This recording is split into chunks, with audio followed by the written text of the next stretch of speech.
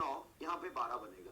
ये तो साफ साफ दिख रहा है, यहाँ पे 12 माइक्रोफैराड का कैपेसिटर होगा, यहाँ पे 4 होगा, ये 12 माइक्रोफैराड बनेगा, ये 4 माइक्रोफैराड बनेगा, और यहाँ पे देखिए 10 वोल्ट की ये बैटरी है, बैटरी बीच में लगा है यहाँ पे, और यहाँ पे कैपेसिटर है 5 माइक्रोफैराड का, और उसके बाद यहाँ पर ये 6 और 3 आपका हो जाएगा 2 माइक्रोफैराड का कैपेसिटर यहाँ पे लगा। ये मैंने सर्किट सही बनाई कि कुछ गलती कर दी? ये सर्किट मैंने सही बनाया है, कुछ गलती कर दी?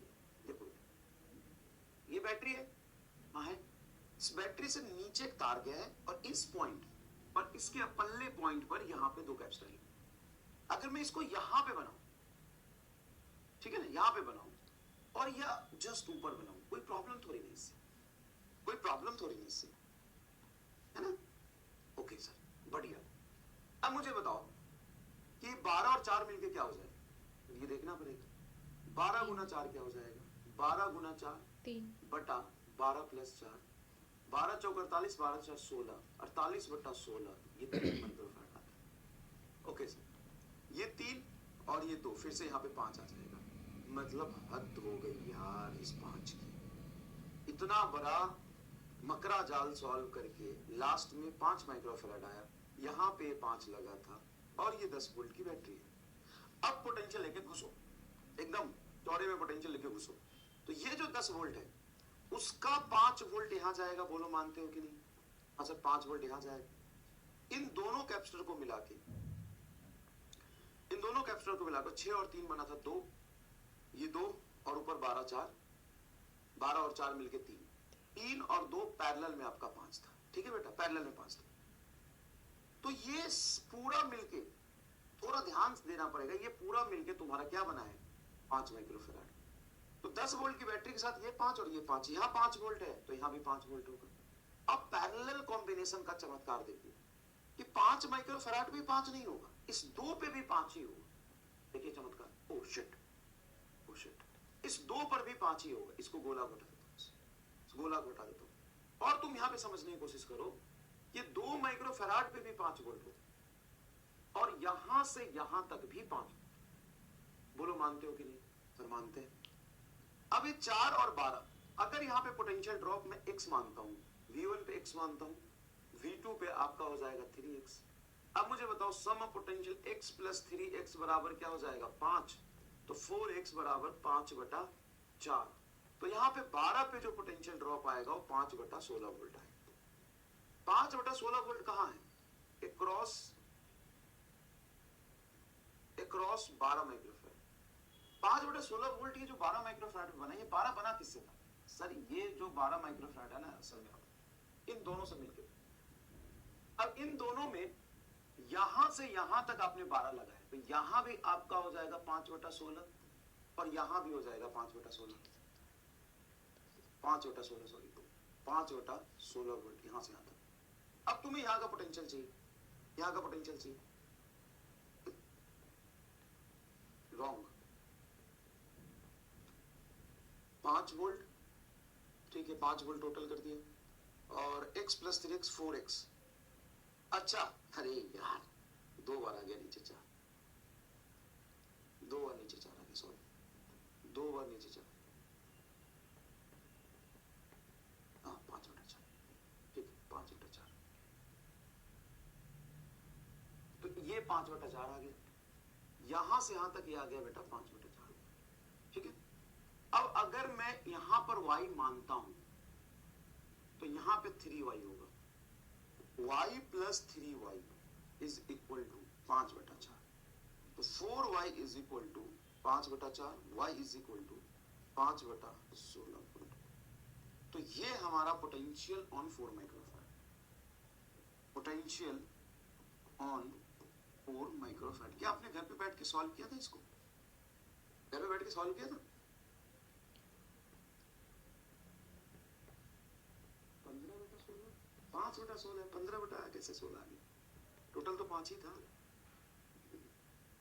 टोटल तो 5 ही था ना भाई। देखो ये 10 वोल्ट में से 5 और 5 में 5 5 बटेगा। अब इस 5 का ये और ये कैपेसिटर और ये कैपेसिटर मिलकर पैरेलल थे, तो यार टोटल 5 और इसमें भी टोटल 5। ये जो 5 गया है, मतलब यहाँ पे जो टोटल 5 वोल्ट है, अगर x मानेंगे तो 3x, तो 4x बराबर 5, तो x बराबर 5/4। ठीक है ना? ठीक है, ठीक है। तो ये पोटेंशियल ड्रॉप आपका y आया है 12 माइक्रोफैराड पे, और अच्छा इसमें 3y है। ओके, ये पोटेंशियल आपका 3y है। पोटेंशियल ऑन 4 माइक्रोफैराड, ये तो y आया है, पोटेंशियल ऑन 4 माइक्रोफैराड जो है वो क्या है, 3y। तो ये आ जाएगा 15/16, 15/16, एकदम सही। अब दूसरा क्या पूछा था, चार्ज ऑन 6 माइक्रोफैराड, इस पर चार्ज पूछा था। चार्ज ऑन 6 माइक्रोफैराड का मतलब है कि ये जो 2 बना है वो किससे बना था, 6 से, और ये टोटल 5 यहां से यहां तक है, यहां से यहां तक टोटल 5 वोल्ट है। देखिए यहां से यहां तक टोटल 5 वोल्ट है। अब इस 5 वोल्ट में से 5 वोल्ट में से एक काम करो ना, अच्छा एक और आसान तरीका बताऊं इस पर चार्ज निकालने का। एक बात, टोटल पोटेंशियल ड्रॉप यहाँ पे कितना है, 5, तो यहाँ पे क्यों लिख सकते हो CV, 5 दूना 10, अच्छा लिख सकते हैं 10। अभी 10 क्या होगा, इसमें भी जाएगा और इसमें भी जाएगा, क्योंकि दोनों सीरीज में तो चार्ज तो सेम जाएगा। मतलब यहाँ पे चार्ज सीधा पता चल गया, Q बराबर 10 माइक्रोकूलम। वाओ, एक अच्छी चीज देखिए यहाँ पे, एक अच्छी चीज देखिए बेटे, एक अच्छी चीज देखिए। मान लीजिए कि हमको यहां से यहां का पोटेंशियल 5 वोल्ट पता है, तो क्या 5 वोल्ट पोटेंशियल और कैपेसिटेंस 2 है टोटल यहां से यहां तक का, तो डायरेक्टली चार्ज 10 होगा। अब इसको 2 पार्ट में सीरीज में बांटो तो सीरीज में तो चार्ज सेम जाता है। अब 5 वोल्ट का पोटेंशियल तोड़ते फिर चार्ज निकालते तो डायरेक्टली चार्ज आ गया। क्या चार्ज ने भी इस बार पोटेंशियल जैसा दमखम दिखाया है, समझिएगा, क्या चार्ज ने भी यहाँ पे पोटेंशियल जैसा दमखम दिखाया, मजा आ जाएगा ये समझ जाएंगे। चार्ज ने भी पोटेंशियल जैसा दमखम दिखाया है। तो ये वाला तो कर लिया था हमने, सॉरी ये कर लिया था,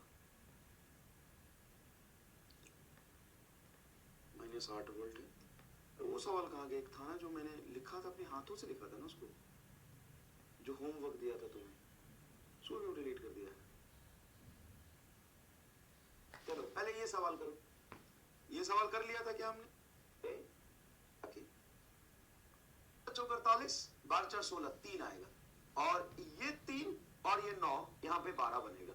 ये तो साफ साफ दिख रहा है, यहाँ पे 12 माइक्रोफैराड का कैपेसिटर होगा, यहाँ पे 4 होगा, ये 12 माइक्रोफैराड बनेगा, ये 4 माइक्रोफैराड बनेगा, और यहाँ पे देखिए 10 वोल्ट की ये बैटरी है, बैटरी बीच में लगा है यहाँ पे, और यहाँ पे कैपेसिटर है 5 माइक्रोफैराड का, और उसके बाद यहाँ पर ये 6 और 3 आपका हो जाएगा 2 माइक्रोफैराड का कैपेसिटर यहाँ पे। ये मैंने सर्किट सही बनाई कि कुछ गलती कर दी, ये सर्किट मैंने सही बनाया है, कुछ गलती कर दी। देखो ये बैटरी है, हाँ है, इस बैटरी से नीचे एक तार गया है, और इस पॉइंट पर, इसके पल्ले पॉइंट पर यहाँ पे 2 कैपेसिटर है। अगर मैं इसको यहाँ पे बनाऊं, ठीक है ना, यहाँ पे बनाऊं और या जस्ट ऊपर बनाऊं, कोई प्रॉब्लम थोड़ी नहीं इससे, कोई प्रॉब्लम थोड़ी नहीं इससे, है ना। ओके सर, बढ़िया। अब मुझे बताओ कि 12 और 4 मिलके क्या हो जाएगा, ये देखना पड़ेगा। 12 गुना 4 क्या हो जाएगा, 12 गुना 4 बटा 12 प्लस 4, 12 चौक 48, 12 4 16, 48/16, ये 3 माइक्रोफैराड आता है। ओके सर, ये 3 और ये 2, फिर से यहाँ पे 5 आ जाएगा। मतलब हद हो गई यार इस 5 की, इतना बड़ा मकरा जाल सॉल्व करके लास्ट में 5 माइक्रोफैराड आया, यहाँ पे 5 लगा था, और ये 10 वोल्ट की बैटरी है। अब पोटेंशियल लेके घुसो, एकदम चौड़े में पोटेंशियल लेके घुसो, तो ये जो 10 वोल्ट है उसका 5 वोल्ट यहां जाएगा, बोलो मानते हो कि नहीं। हाँ सर, 5 वोल्ट यहां जाएगा। इन दोनों कैपेसिटर को मिला के, इन दोनों कैपेसिटर को मिलाकर 6 और 3 बना था 2, ये 2 और ऊपर 12 4, 12 और 4 मिलके 3 और 2 पैरेलल में आपका 5 था। ठीक है बेटा, पैरेलल में 5 था। तो ये पूरा मिलके, थोड़ा ध्यान से देना पड़ेगा, ये पूरा मिलके तुम्हारा क्या बना है, 5 माइक्रोफैराड। तो 10 वोल्ट की बैटरी के साथ ये 5 और ये 5, यहाँ 5 वोल्ट है तो यहाँ भी 5 वोल्ट होगा। अब पैरेलल कॉम्बिनेशन का चमत्कार देखिए कि 5 माइक्रोफैराड भी 5 नहीं होगा, इस 2 पे भी 5 ही होगा। देखिए चमत्कार, ओ शिट, ओ शिट, इस 2 पर भी 5 ही होगा। इसको गोला घटा देता हूं, गोला घटा देता हूं, और तुम यहां पे समझने की कोशिश करो, ये 2 माइक्रोफैराड पे भी 5 वोल्ट होगा, और यहां से यहां तक भी 5 वोल्ट। बोलो मानते हो कि नहीं? सर मानते हैं। अब ये 4 और 12, अगर यहाँ पे पोटेंशियल ड्रॉप मैं x मानता हूँ, V1 पे x मानता हूँ, V2 पे आपका हो जाएगा 3x। अब मुझे बताओ sum of potential x plus 3x बराबर क्या हो जाएगा? 5। तो 4x बराबर 5/4। तो यहाँ पे 12 पे जो पोटेंशियल ड्रॉप आएगा वो 5/16 वोल्ट आएगा। 5/16 वोल्ट कहाँ है? Across 12 microfarad. 5/16 वोल्ट ये जो 12 माइक्रोफैराड बना, ये 12 बना किससे था? सर ये जो 12 माइक्रोफैराड है ना, असल में इन दोनों से मिलकर। अब इन दोनों में यहां से यहां तक आपने 12 लगाया, तो यहां भी आपका हो जाएगा 5/16 और यहां भी हो जाएगा 5/16। 5/16 सॉरी, 5/16 वोल्ट यहां से यहां तक। अब तुम्हें यहां का पोटेंशियल चाहिए, यहां का पोटेंशियल चाहिए। रॉन्ग। 5 वोल्ट, 5/4। ठीक है, 5 वोल्ट टोटल कर दिया और x प्लस 3x 4x। अच्छा, अरे यार 2 बार आ गया नीचे 4, 2 बार नीचे 4 आ गया, सॉरी 2 बार नीचे 4। हाँ 5/4, ठीक है 5/4। तो ये 5/4 आ गया, यहां से यहां तक ये आ गया बेटा 5/4, ठीक है। अब अगर मैं यहां पर y मानता हूं तो यहां पे 3y होगा, y plus 3y is equal to 5/4। तो 4y is equal to 5/4, y is equal to 5/16 volt. तो ये हमारा potential on 4 microfarad, potential on 4 microfarad. क्या आपने घर पे बैठ के सॉल्व किया था इसको? घर पे बैठ के सॉल्व किया था? 15/16, 5/16, 15 कैसे 16 आ गया? टोटल तो 5 ही था, टोटल तो 5 ही था ना भाई। देखो ये 10 वोल्ट में से 5 और 5 में 5-5 बटे। अब इस 5 का ये और ये कैपेसिटर और ये कैपेसिटर मिलकर पैरेलल, तो यार टोटल 5 और इसमें भी टोटल 5। तो ये जो 5-5 ले रहा है, मतलब यहाँ पे जो टोटल 5 वोल्ट है, अगर x मानेंगे तो 3x, तो 4x बराबर 5, तो x बराबर 5/4, ठीक है ना? ठीक है, ठीक है। तो ये पोटेंशियल ड्रॉप आपका y आया 12 माइक्रोफैराड पे, और अच्छा इसमें 3y है, ओके, ये पोटेंशियल आपका 3y। पोटेंशियल ऑन 4 माइक्रोफैराड, ये तो y आया, पोटेंशियल ऑन 4 माइक्रोफैराड जो है वो क्या है? 3y। तो ये आ जाएगा 15/16, 15/16, एकदम सही। अब दूसरा क्या पूछा था? चार्ज ऑन 6 माइक्रोफैराड, इस पर चार्ज पूछा था। चार्ज ऑन 6 माइक्रोफैराड का मतलब है ये जो 2 बना है वो किससे बना था? 6 से, और ये टोटल 5 यहां से यहां तक है, यहां से यहां तक टोटल 5 वोल्ट है। देखिए यहां से यहां तक टोटल 5 वोल्ट है। अब इस 5 वोल्ट में से 5 वोल्ट में से एक काम करो ना, अच्छा एक और आसान तरीका बताऊं इस पर चार्ज निकालने का। एक बात, टोटल पोटेंशियल ड्रॉप यहाँ पे कितना है? 5। तो यहाँ पे क्यों लिख सकते हो CV, 5 दूना 10, मतलब लिख सकते हो 10। अभी 10 क्या होगा, इसमें भी जाएगा और इसमें भी जाएगा, क्योंकि दोनों सीरीज में तो चार्ज तो सेम जाएगा। मतलब यहाँ पे चार्ज सीधा पता चल गया, Q बराबर 10 माइक्रोकूलम। वाओ, एक अच्छी चीज देखिए यहाँ पे, एक अच्छी चीज देखिए बेटा, एक अच्छी चीज देखिए। मान लीजिए कि हमको यहां से यहां का पोटेंशियल 5 वोल्ट पता है, तो क्या 5 वोल्ट पोटेंशियल और कैपेसिटेंस 2 है टोटल यहां से यहां तक का, तो डायरेक्टली चार्ज 10 होगा। अब इसको 2 पार्ट में सीरीज में बांटो तो सीरीज में तो चार्ज सेम जाता है। अब 5 वोल्ट का पोटेंशियल तोड़ते फिर चार्ज निकालते तो डायरेक्टली चार्ज आ गया। क्या चार्ज ने भी इस बार पोटेंशियल जैसा दमखम दिखाया है? समझिएगा, क्या चार्ज ने भी यहाँ पे पोटेंशियल जैसा दमखम दिखाया? मजा आ जाएगा, ये समझ जाएंगे। चार्ज ने भी पोटेंशियल जैसा दमखम दिखाया है। अच्छा ये वाला तो कर लिया था हमने, सॉरी ये कर लिया था, -8 वोल्ट है। तो वो सवाल कहाँ गया? एक था ना जो मैंने लिखा था, अपने हाथों से लिखा था ना उसको, जो होमवर्क दिया था तुमने, सो भी डिलीट कर दिया है। चलो पहले ये सवाल करो। ये सवाल कर लिया था क्या हमने? ये सवाल कर लिया था क्या बेटा? एक होमवर्क और है, उसको ले लूंगा, चिंता मत करो। आपको ये सवाल सबसे पहले ये करते हैं, फिर 50 निकाल दो फटाफट। ये करते हैं फटाफट। देखो यहाँ पे पोटेंशियल क्या है, -8 वोल्ट, यहाँ पे 5 माइक्रोफैराड, यहाँ पे 10 माइक्रोफैराड, यहाँ पे 40 वोल्ट। इस पॉइंट का पोटेंशियल और दोनों 50 निकाल दो फटाफट। तो ये रफ्तार में करने आना चाहिए आपको, रफ्तार में करने आना चाहिए। बताओ ये क्या है, -8 गुना 5 प्लस 40 गुना 10 बटा 10 5 15, तो 400 और 8 बचे 40। तो 400 में 40 जाएगा तो 360 बटा 15, और 360 बटा 15 कितना हो जाएगा, तो 3 15 को 10 से मल्टीप्लाई करें तो 150, 20 से मल्टीप्लाई करें 300, 15 24 आएगा। क्या आया, 24 वोल्ट आएगा। क्या 15 चौका 60, तो V मिनट 24 वोल्ट आ गया। इस पर चार्ज निकालेंगे तो चार्ज होता है C डेल्टा V। C बोलो कितने, 5, और डेल्टा V बोलो। अगर ये 24 और ये -8 है तो 24 माइनस ऑफ -8 आएगा, तो 5 गुना 32 160 है। और अगर इस पर 160 और सीधा तार जा रहा है तो इस पर भी 160 ही आना चाहिए। अब इस पर देखो 160 आ रहा है कि नहीं, C है तुम्हारा 10 और V हो जाएगा 40 माइनस 24 16, 10 गुना 16। मतलब एक अच्छा लगा कि नहीं लगा, 160 आ रहा है, अच्छा लगा कि नहीं लगा। अच्छा प्लस माइनस देखो, तो ये हायर पोटेंशियल है तो इधर होगा प्लस, इधर होगा माइनस।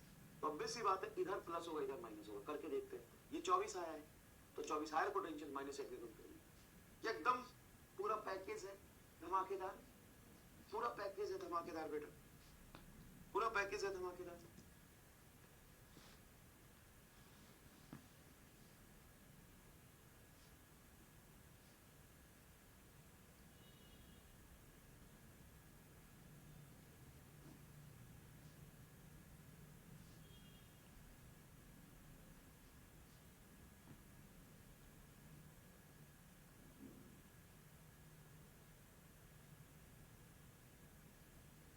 तो 24 हायर पोटेंशियल माइनस ये एकदम पूरा पैकेज है धमाकेदार।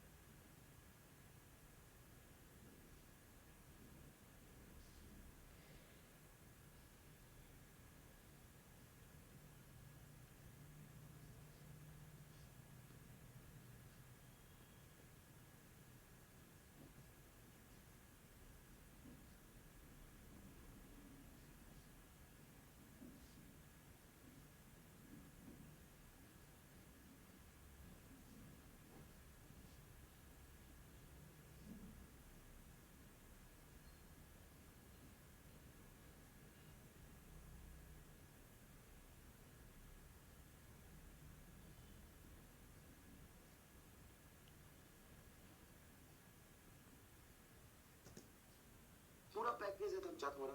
इस पूरे सर्किट में हम सॉल्व करने की कोशिश करें कि यहाँ पे पोटेंशियल कितना है, तो ये सॉल्व होगा कि नहीं, तो बिल्कुल होगा। यहाँ पे लगेगा पॉइंट रूल, और वो भी कैसे लगेगा पॉइंट रूल, तो ध्यान समझिए।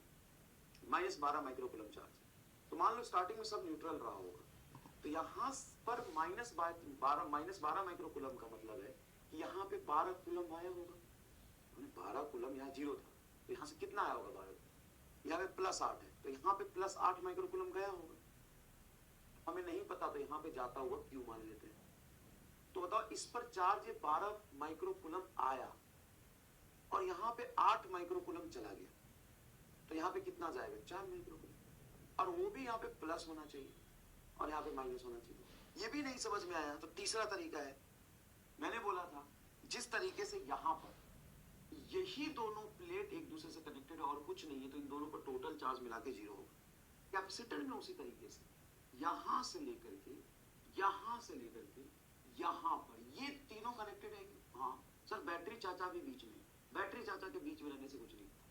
कैपेसिटर प्लेट के बीच में डाइलेक्ट्रिक होता है या इंसुलेटर होता है या गैप होता है, तो वहां से चार्ज नहीं जा सकता। बैटरी चाचा से चार्ज जा सकता है, तो बैटरी चाचा को कोई दिक्कत नहीं। तुम देखो कि यहाँ पर और यहाँ पे टोटल चार्ज 0 होना चाहिए। तो यहाँ पे कितना है 8, यहाँ पे है -12, तो 8 -12 कितना हो गया -4।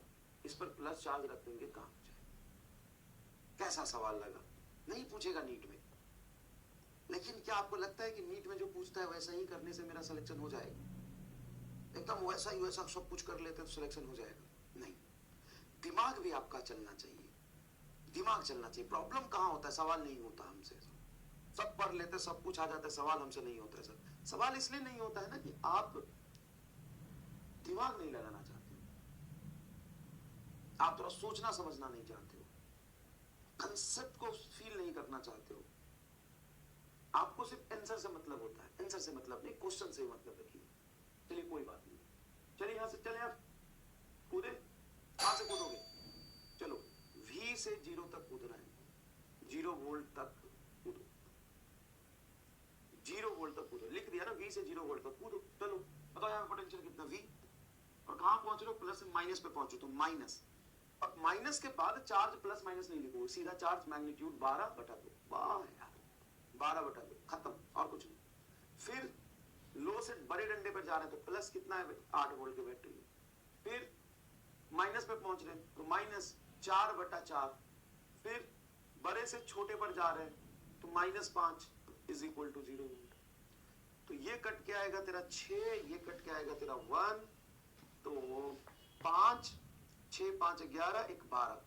V 5 और 1 6 और 6 12, -12 प्लस 8, माइनस नहीं लिखो, सीधा चार्ज मैग्नीट्यूड। सोचना समझना नहीं चाहते हो, कंसेप्ट को फील नहीं करना चाहते हो, आपको सिर्फ आंसर से मतलब होता है, आंसर से मतलब नहीं, क्वेश्चन से मतलब रखिए। चलिए कोई बात नहीं, चलिए यहां से चले आप कूदे। कहां से कूदोगे? चलो V से 0 तक कूदना है, 0 वोल्ट तक कूदो, 0 वोल्ट तक कूदो। लिख दिया ना, V से 0 वोल्ट तक कूदो। चलो बताओ यहाँ पोटेंशियल कितना V, और कहां पहुंच रहे हो? प्लस से माइनस पे पहुंचो तो माइनस, अब माइनस के बाद चार्ज प्लस माइनस नहीं लिखो, सीधा चार्ज मैग्नीट्यूड 12/2। वाह यार, 12/2 खत्म, और कुछ नहीं। फिर लो से बड़े डंडे पर जा रहे हैं तो प्लस कितना है? 8 वोल्ट की बैटरी। फिर माइनस पे पहुंच रहे हैं तो -4/4। फिर बड़े से छोटे पर जा रहे हैं तो -5 इज इक्वल टू 0 वोल्ट। तो ये कट के आएगा तेरा 6, ये कट के आएगा तेरा 1, तो 5 6 5 11, 1 12। V 5 और 1 6 और 6 12, -12 प्लस 8 इज इक्वल टू 0। तो V - 4 is equal to 0। V बराबर 4 volt is your correct answer.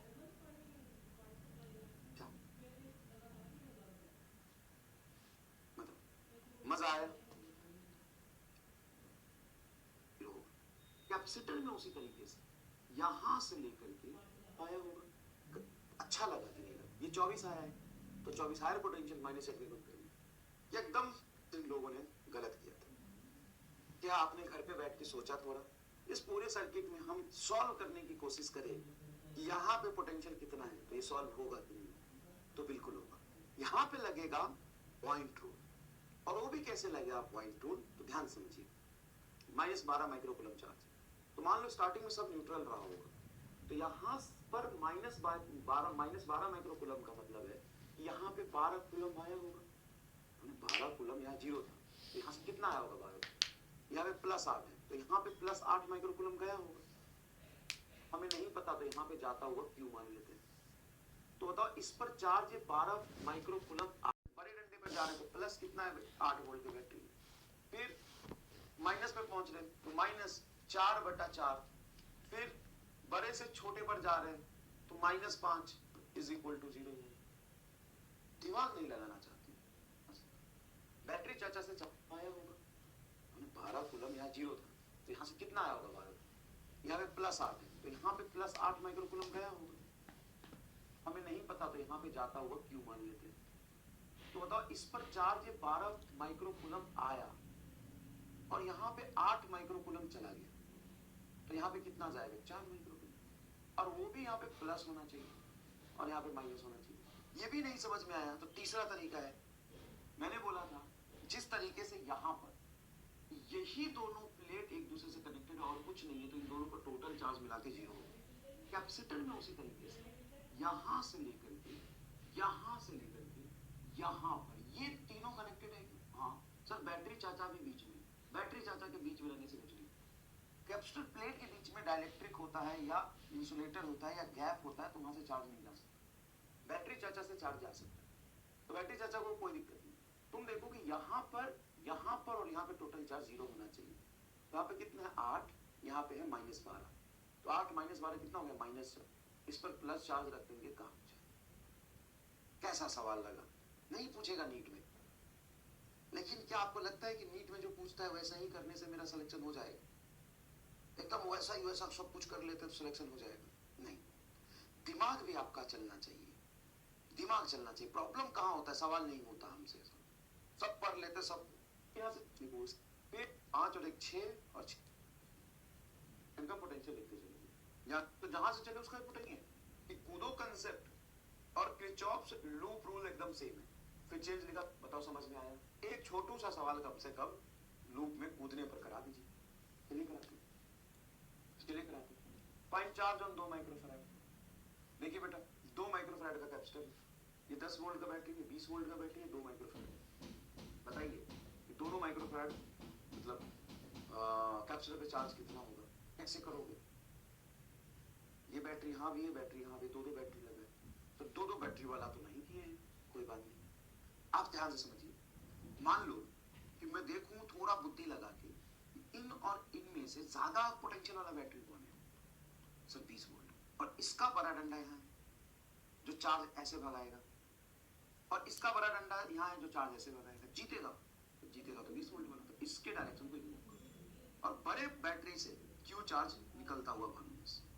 अगर बेटा क्यू चार्ज गया तो यहाँ पे पहुंचेगा प्लस क्यू, तो यहाँ पे आ जाएगा माइनस क्यू, और क्यू यहाँ से आगे निकल जाएगा। फिर यहाँ से क्यू जा रहा है, यहाँ पे आएगा प्लस क्यू, यहाँ पे आएगा माइनस क्यू।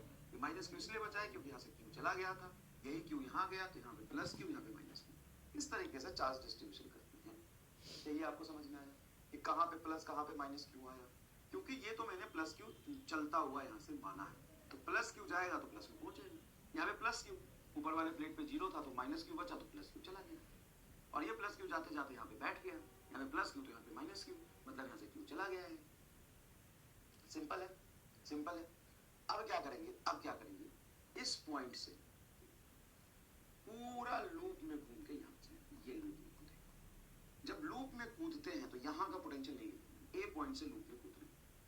लूप में कूदो, लूप में कूदो, लूप में कूदो फ्रॉम।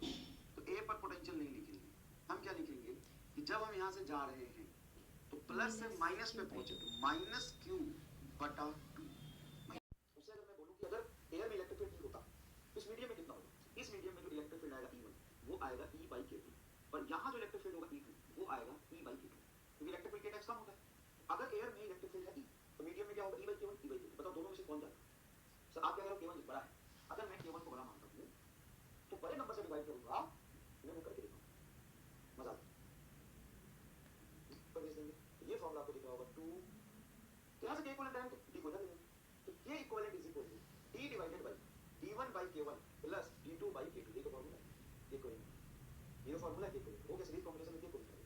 लेकिन इसमें अगर आप ये बोलते हो कि मेरा K1 बराबर कितना, मेरा D1 बराबर D2 है, मतलब आधा आधा डिस्टेंस रखा है, ये D1 और ये D1 बराबर रखा है, आधा रखा है। अगर आधा रखा है तो D1 को भी D/2 रखोगे, इसको भी D/2 रखोगे, कॉमन निकल के बाहर आ जाएगा। तो ऊपर D divided D/2, D1 D2 दोनों आधा आधा, ये कॉमन निकल के बाहर चला जाएगा D/2, ये बचेगा 1/K1 प्लस 1/K2।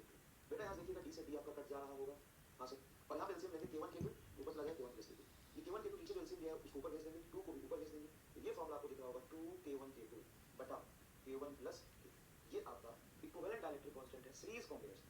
इसमें है बेटा ये इन सीरीज कॉम्बिनेशन में, और उस सीरीज कॉम्बिनेशन में वो स्पेशल केस है जब आपने ये माना है कि हमारा D1 D2 क्या है बराबर, और D1 D2 कितना आधा है, तो 2K1 K2 बटा K1 प्लस K2। लेकिन इसकी जोरदार फिर तो तब आएगी जब मान लो कि ये डाइलेक्ट्रिक K1 जिसकी वैल्यू है कुछ K1, और ये डाइलेक्ट्रिक है जिसकी वैल्यू है कुछ K2 डाइलेक्ट्रिक कांस्टेंट। अगर दोनों सेम होता, ये K1 ये भी आयरन होता, मान लो ये भी आयरन है और ये भी आयरन है, तो आयरन आयरन आयरन ही बनेगा, और K2 प्रॉपर्टी होती है पूरी मटेरियल की। अगर इन दोनों को बराबर मान लो K1 बराबर K2, तो इक्विवेलेंट डाइलेक्ट्रिक कांस्टेंट कितना आना चाहिए? मेरी बात समझिएगा मैं क्या कह रहा हूं। अगर मैं K1 और K2 को इक्वल मान, K1 आयरन है K2 भी आयरन है, दोनों बराबर है, अगर दोनों बराबर है, दोनों को मैंने इक्वल मान लिया, तो K इक्विवेलेंट क्या होगा? दोनों K इक्विवेलेंट क्या होगा? तो ये भी बराबर है, ये भी बराबर है, तो आयरन आयरन बराबर आयरन, तो K1 K2 इक्वल है, तो K इक्विवेलेंट K ही आना चाहिए। अगर k1 k2 बराबर है तो k इक्विवेलेंट k ही आना चाहिए। अब अगर k1 k2 बराबर है तो k इक्विवेलेंट k ही आना चाहिए। तो 2 k स्क्वायर बटा 2k, तो 2k स्क्वायर बटा 2k, सोचो सोचो, यही मैं लिखता हूँ कि इफ k1 बराबर k2 बराबर k, तो k इक्विवेलेंट तुम्हारा आ जाएगा 2k स्क्वायर, तो k1 k2 k है, तो k1 भी k k2 भी k, 2k स्क्वायर बटा 2k, कट के बताओ क्या है सर, सिंपल k। तो k इक्विवेलेंट k कब आएगा, जब पूरे मटेरियल में सेमी डायरेक्ट्रिक कांस्टेंट लगाएंगे। अब ये एक सिंपल सा सोच है, अब वो सोच को मैंने जो सॉल्व किया है ना, उसमें एक्जेक्टली मैथमेटिकली वेरीफाई हो गया जो हम फिजिकली सोच रहे हैं। बताओ वो वेरीफाई हो गया, सही बात कर रहे हो। अगर मान लो ये कॉपर और ये आयरन है, कॉपर का केवल आयरन का केवल, तो देखो ये आएगा 2k1 k2 बटा k1 प्लस k2, अगर अलग अलग मटेरियल डालते हैं अलग अलग विड्थ है तो सेम विड्थ है तो 2k1 k2 बटा k1 प्लस। अगर ये आयरन ये कॉपर है, अगर दोनों ही कॉपर है तो कॉपर का k और कॉपर का k सेम आएगा, तो पूरे में ही कॉपर है, तो k इक्विवेलेंट सत्य ही आना चाहिए। देखो k इक्विवेलेंट क्या है, बहुत छोटी बात है, लेकिन इसका एप्लीकेशन देख के ना थोड़ा सूझ जाएगा, है ना, थोड़ा सूझ जाएगा तुम्हारे इसका एप्लीकेशन देख के। बड़े बड़े सवाल नीट और जेई में जो दो दो पेज में सवाल सॉल्व होते हैं ना, उसको सिर्फ एक लाइन में मैं करके दिखाऊं, मजा आता है।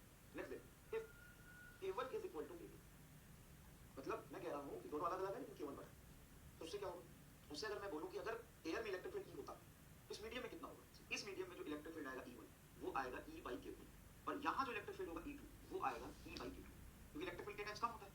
अगर एयर में इलेक्ट्रिक फील्ड है E, तो मीडियम में क्या होगा E by K1, E by K2, बताओ दोनों में से कौन ज्यादा है।